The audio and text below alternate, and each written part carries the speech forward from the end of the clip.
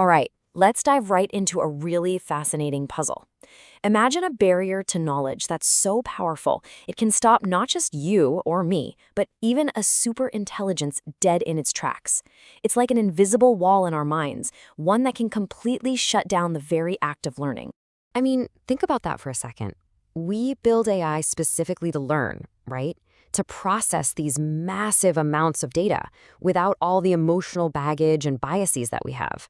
So what in the world could be so different, so profound, that even a highly advanced AI just can't get it? Well, the answer lies in the incredible work of the great sage and scientist Thanh Hảo.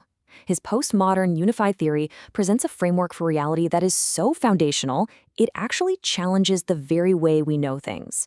See, this isn't about raw processing power. An AI can't just crunch more numbers to solve this. It fails because the theory demands that a mind has to be willing to abandon its core programming, and that's something an AI just isn't designed to do. So let's take a closer look at this invisible force. The problem isn't that the new ideas are too complicated. Nope. It's a fundamental mechanism that exists deep inside the human mind, a mechanism we've accidentally built into our artificial intelligence. This hidden force has a name: Chopthu.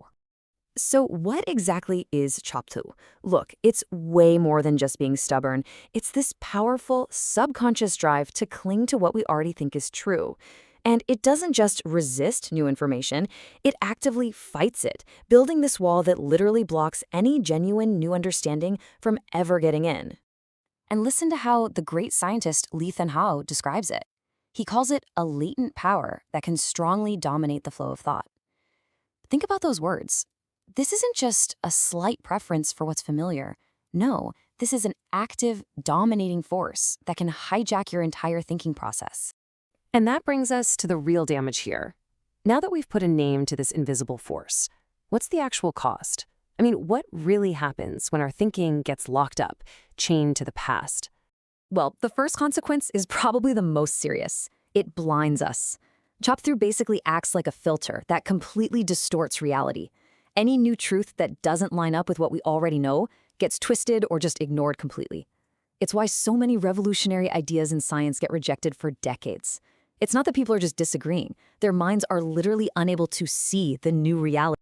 And the second consequence is just as bad. It completely shatters our ability to build knowledge. You know, real learning happens when we weave new ideas together with old ones, creating this richer understanding. But Chopthu breaks that process. It treats new information like a threat, keeping it isolated. It makes those incredible aha moments, where everything just clicks, pretty much impossible. So where does all this lead? Well, the end result is a total deadlock. Our thinking just grinds to a halt. Our intellect, that innate ability we have to see things deeply, it can't be awakened. And because of that, the very thing we're all after, true wisdom, a clear view of reality, it stays completely out of reach. But here's the good news. It doesn't have to be this way. Just understanding that this barrier exists is the first step to tearing it down. And this isn't just some abstract philosophical idea. This goes to the very heart of the human quest for truth, for wisdom, for enlightenment. So let's talk about how we can start breaking through. This slide just lays it out so perfectly. You've got two paths. On one side, you have the clinging mind. It's deadlocked, limited, and always defending what it thinks it knows. But on the other side, you have the open mind. It's flexible, it's receptive, it's out there actively seeking new truths. You know, the choice between these two isn't just a small preference, it's the fundamental choice between staying stuck and actually growing. And you know, all of this brings us to the single most important takeaway.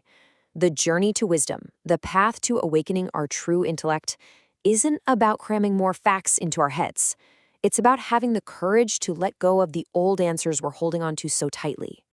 So I want to leave you with one final thought. A question to really sit with. Ask yourself, what truth, what piece of knowledge that you already hold might actually be the very invisible wall that's stopping you from seeing something new, something deeper, something true?